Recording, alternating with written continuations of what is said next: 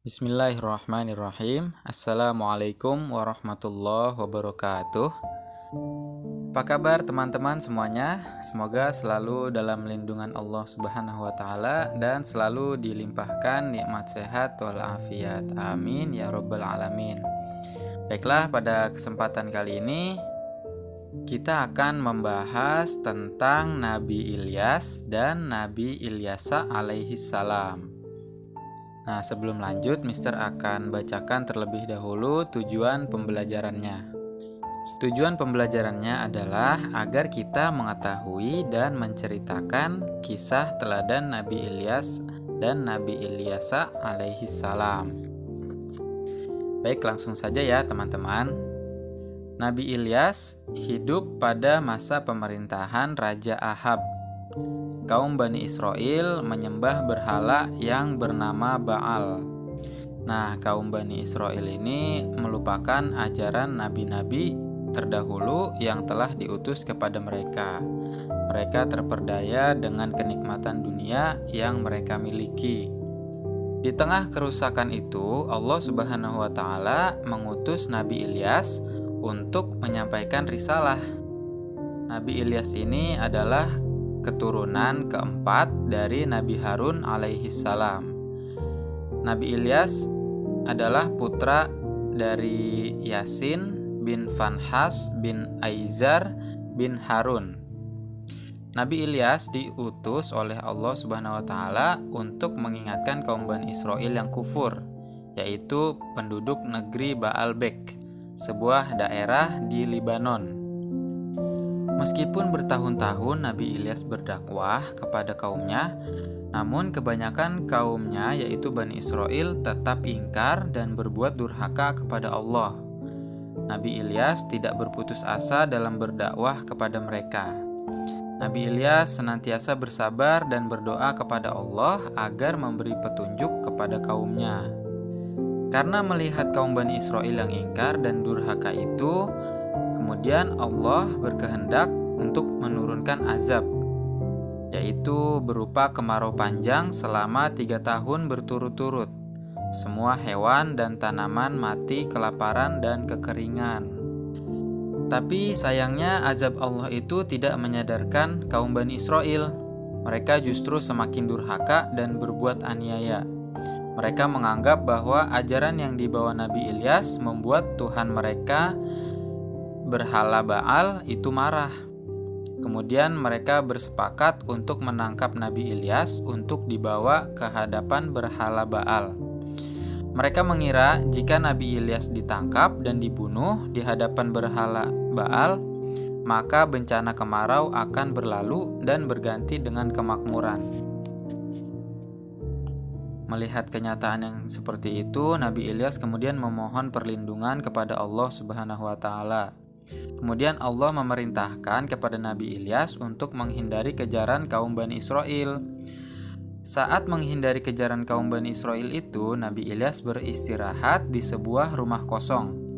Saat memasuki rumah kosong itu, Nabi Ilyas bertemu dengan seorang pemuda yang sedang sakit. Pemuda itu bernama Ilyasa.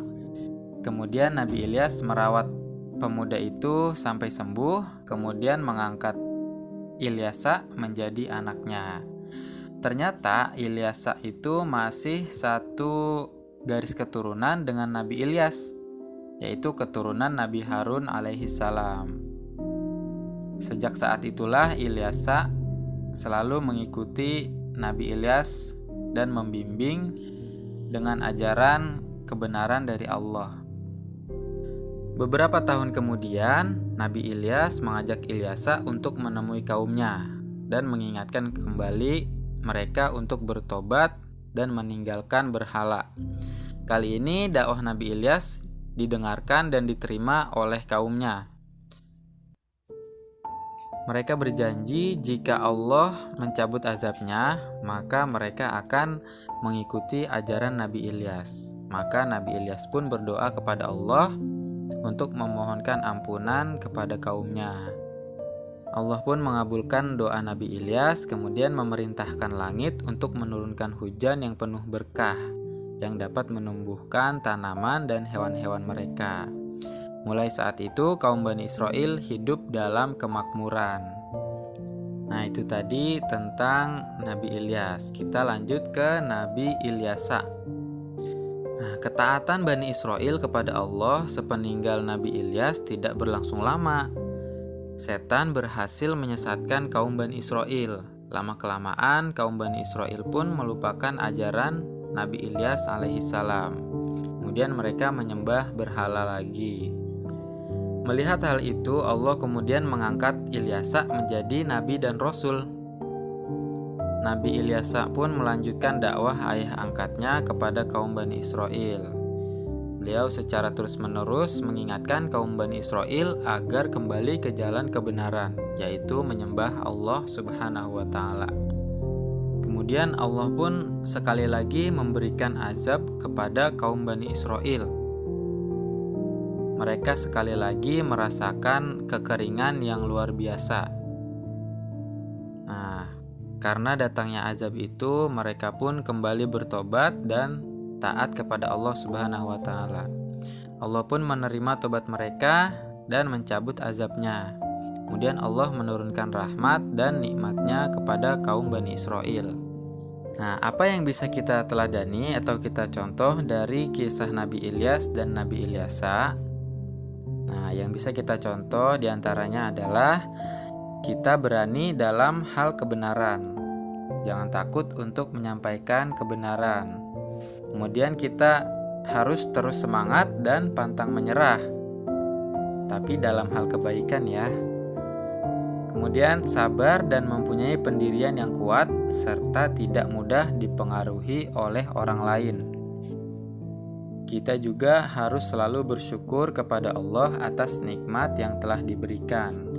Kadang kita suka lupa ketika kita sedang diberikan nikmat, kadang kita lupa.